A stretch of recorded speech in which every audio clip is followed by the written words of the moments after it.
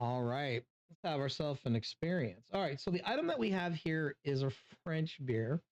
All right. The only reason why I laugh is because before I started recording, I had to look this stuff up to see if I can enunciate it properly.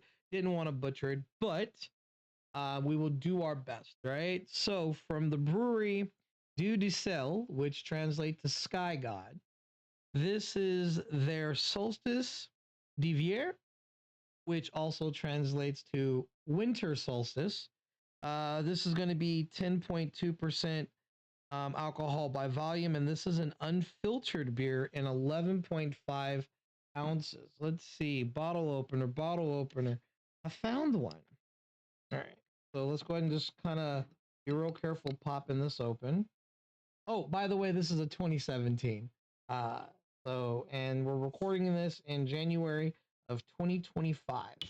So the question is, how will it hold up? So we got it popped open, no issues there. Go ahead and pour ourselves a beer from 2017. Look at that. It's pretty.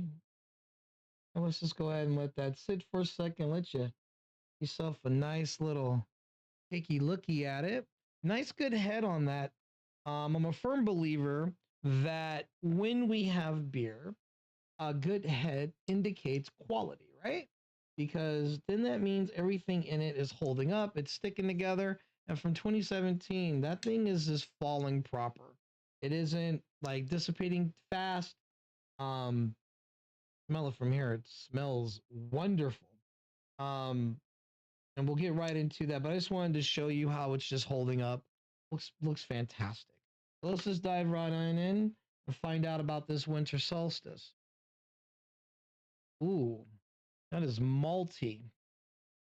A lot of barley on that. Also got some pungent of astringentness, so a little boozy.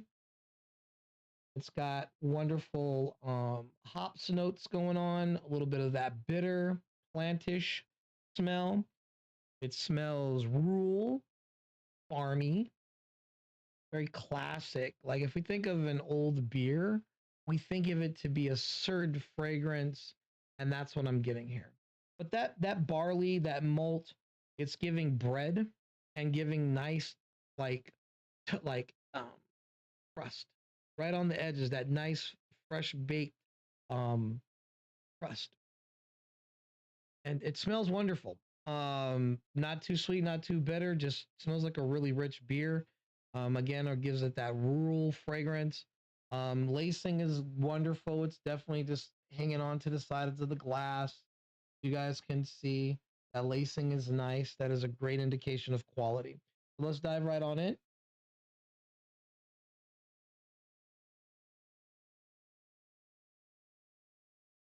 Ooh, very bready. Definitely barley. Malty, sweet, almost feels heavy on like starchy. Um, a little bitter on the back end, and I think that's due to the booze.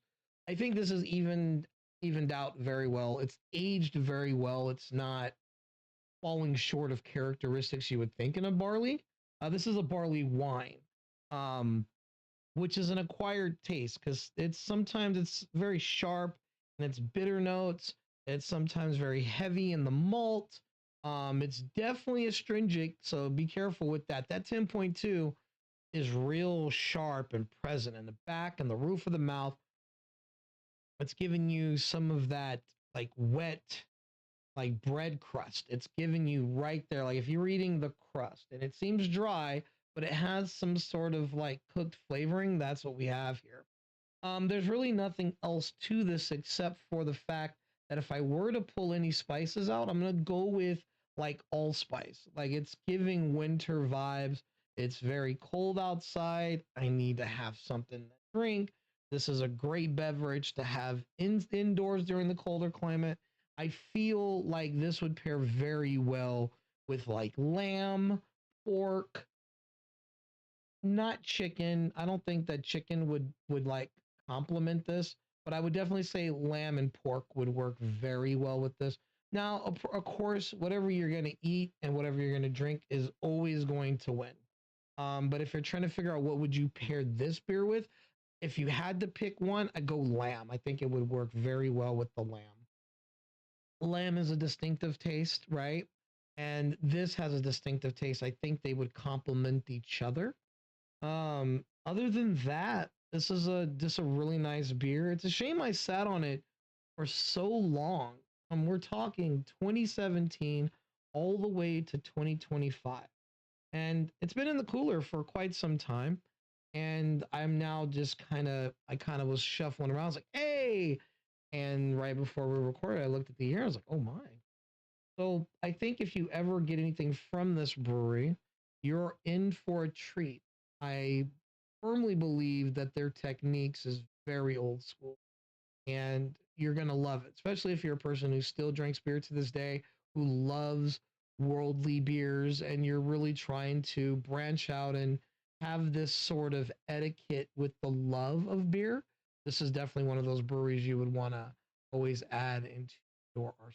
Until next time, guys, cheers.